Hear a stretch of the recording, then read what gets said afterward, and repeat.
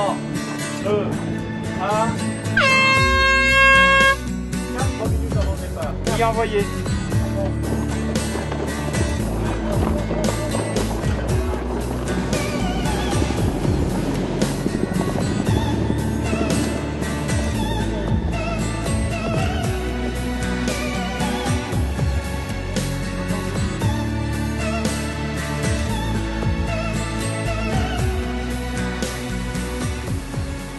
Eh bien, nous sommes à l'Herbaudière pour la 5e année de suite pour le rassemblement annuel des arpèges.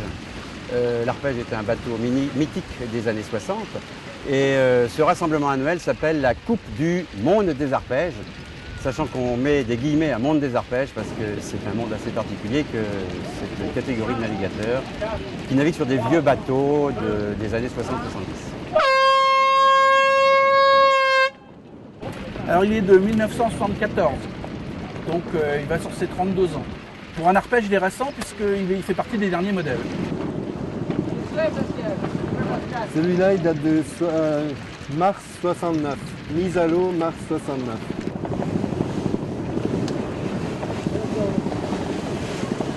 Ma génération, la génération des 68 arts, on va dire, on a tous rêvé d'un arpège. C'était le premier bateau, ça coûtait, à l'époque c'était inaccessible pour nos 20 ou 25 ans, mais on a tous rêvé de ça parce que c'est un bateau qui a fait parler de lui. Tabarly a navigué sur des arpèges, Terlin a navigué sur des arpèges, c'est des grands noms de notre jeunesse.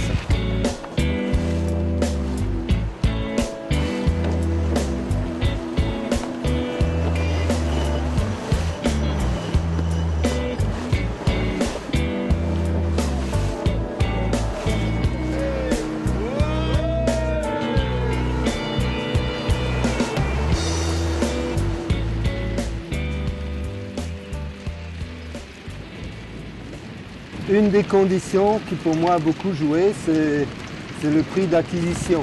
Hein. Donc c'est des bateaux qui sont relativement abordables en occasion, qui sont des valeurs sûres parce que en général ils tiennent bien les années. Et puis j'ai découvert par la suite que c'est des bateaux extrêmement faciles à entretenir. C'est un bateau qui, quand j'avais 20 ans, était le rêve de tous les adultes de l'époque qui naviguaient. C'était un bateau mythique, très recherché. Et j'ai toujours rêvé d'en avoir un. Et en fait, j'ai pu en acquérir un qui a maintenant, ça fait 4 ans. Ce sont des marins qui ont des bateaux comme ça, parce qu'il faut reconnaître qu'il n'y a pas de confort dans des bateaux comme ça, c'est spartiate. Ce sont des bateaux durs même en mer. Mais je crois qu'à l'heure actuelle, les bateaux justement sacrifient beaucoup au confort, au détriment peut-être du côté marin, de la rapidité du bateau. Je ne parle pas pour les bateaux de course, hein, mais pour les bateaux de croisière. On voit qu'on a la chance d'avoir un bateau rapide, vraiment très rapide, surtout au près, ce que ne sont plus vraiment, je crois, les bateaux actuels. Ah bah ça a une arme, c'est pas comme les bateaux tous pareils. Quand là, bon, il y a un mythique, c'est mythique quand même comme bateau. Quoi, hein. C'est reconnu un bateau qui marche bien, qui était en avance sur son temps.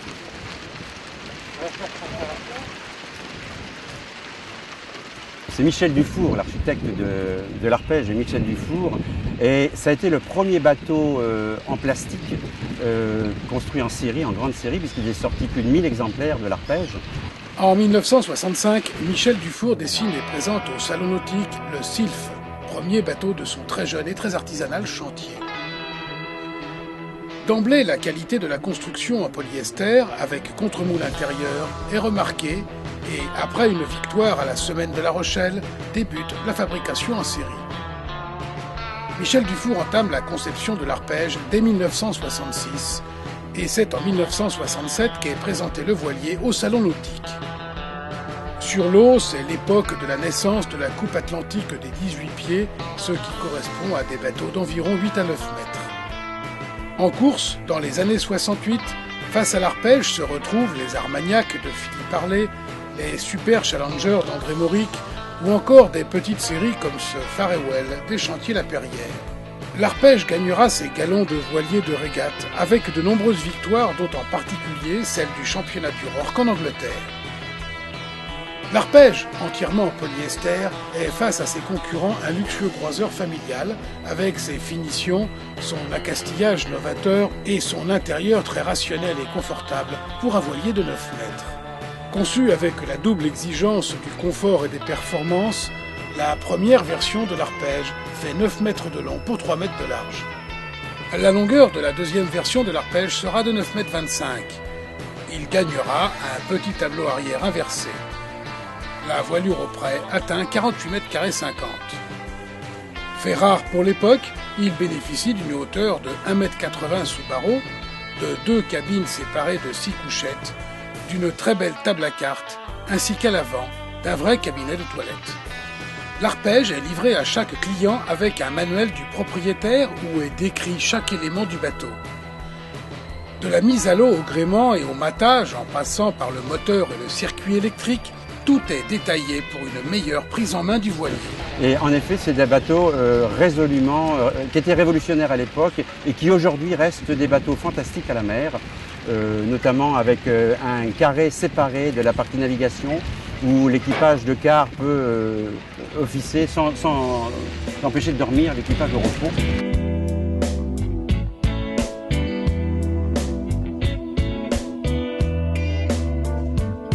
Donc, en mer, cette couchette prend cette position-là, ce qui fait que l'équipier qui est de repos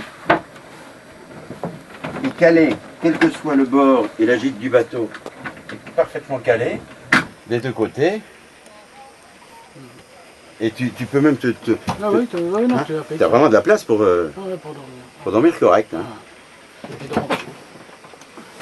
Voilà, tu peux te retourner et de toute façon, il ne peut rien t'arriver parce que tu es vraiment calé, quoi. Tu vois. Ok. Et après, quand tu arrives au port,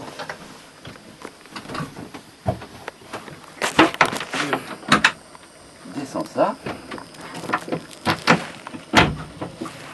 Et ça devient une couchette double pour un couple. Un lit à 2 personnes. Voilà.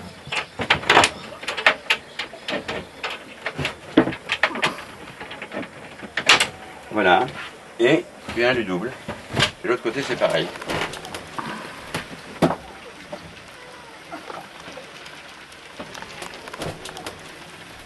Pour la cuisine, une tablette qui vient là. Voilà. Ça permet de mettre tes affaires là. Ensuite, pour naviguer, la cuisine en navigation, il y a une ceinture qui permet de pouvoir travailler en appui, quelle que soit la gîte, de pouvoir travailler en appui sur de façon confortable. Et puis ce que je t'ai pas fait voir, c'est la table du carré. Pareil, la table du carré quand pour dîner le soir. Hop, hop. Tu cliques dans le mât et il y a dessous un pied amovible.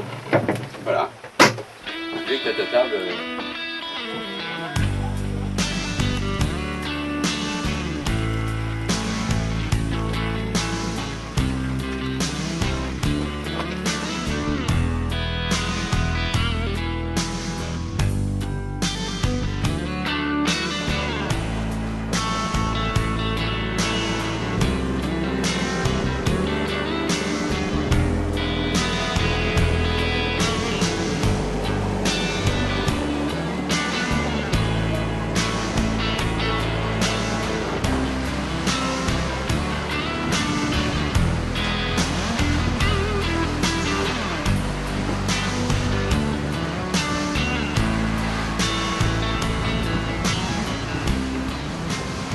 Les qualités de l'arpège à la mer, ce sont des bateaux qui remontent très bien au près.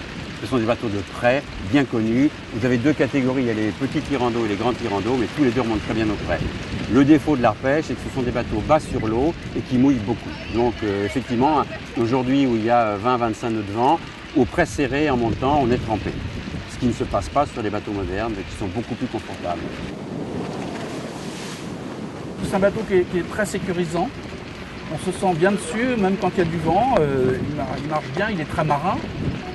Et c'est un bateau rapide. On s'amuse encore avec des bateaux beaucoup plus récents à régater et on est loin d'être ridicule. C'est un bateau qui marche très fort. Oh, bah, le point fort, c'est que bon, c'est surtout le bon marcheur au près, quoi, hein. Il gîte pas énormément. Enfin, il gîte mais il reste sur sa gîte, quoi. Et puis bon, bah, il a tendance à rouler, bien entendu, comme les formes comme ça, hein. Ça c'est obligé.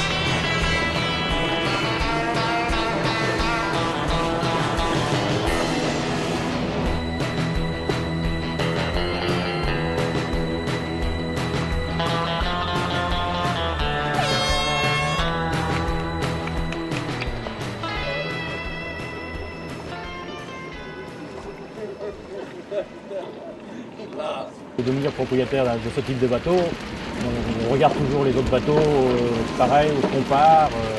C'est un amour du bateau, je pense, de ce type de bateau, quoi. Donc dès qu'on en voit un, on va voir comment il est fait, hein. Moi je sais que j'en vois un dans un port, je vais aller voir. Et en ce qui concerne notre association, en tout cas l'APA, Association des propriétaires d'arpèges, elle a été créée il y a 16 ans aujourd'hui par Michel Goubeau, qui était le fondateur et propriétaire d'un superbe arpège bleu. Et c'était au départ un club de copains. C'était un gars de la Trinité, il a rencontré un autre arpège de la Trinité, puis un de Lorient, puis un du Questi. Et puis ces gens-là, et nous avec derrière, on prenait nos annexes et on allait de port en port, à coup d'annexes, distribuer des documents, distribuer des feuillets pour essayer de récupérer un maximum de propriétaires d'arpèges. Aujourd'hui, l'association recense 170 bateaux, 170 propriétaires d'arpèges. Moi, je l'ai découvert tout à fait par hasard, je dirais presque le lendemain de l'acquisition de ce bateau, puisqu'à bord, dans des papiers, j'ai trouvé l'adresse de l'association. Et donc, j'ai pris contact tout de suite, et puis depuis, je participe au rassemblement. C'est ma 3e participation parce que j'ai le bateau depuis 4 ans et j'y reviens et avec mes amis, toujours les mêmes, et ma femme avec beaucoup de plaisir parce que l'association est bien faite, on s'amuse bien, on prend des conseils techniques des uns et des autres, qui ont des arpèges depuis plus longtemps et on échange des idées. Ce rassemblement sert aussi aux arpégistes à se rencontrer et à échanger entre eux les tours de main, les combines pour arriver à garder ces bateaux en état. Il n'y a pas que le comté bateau, il y a tout, c'est presque familial, comme je dirais, ça arrive à être comme ça à la longue, quoi. Les gens se connaissent et puis on même se rencontre en dehors, pas que en bateau, quoi.